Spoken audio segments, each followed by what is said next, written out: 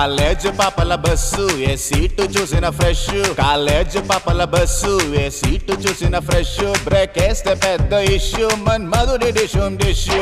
చింతాక్ తక్ చితాక్ చితాక్ చింతాక్ తక్ తా, చింతాక్ తక్ చితాక్ చితాక్ చింతాక్ తక్ తా.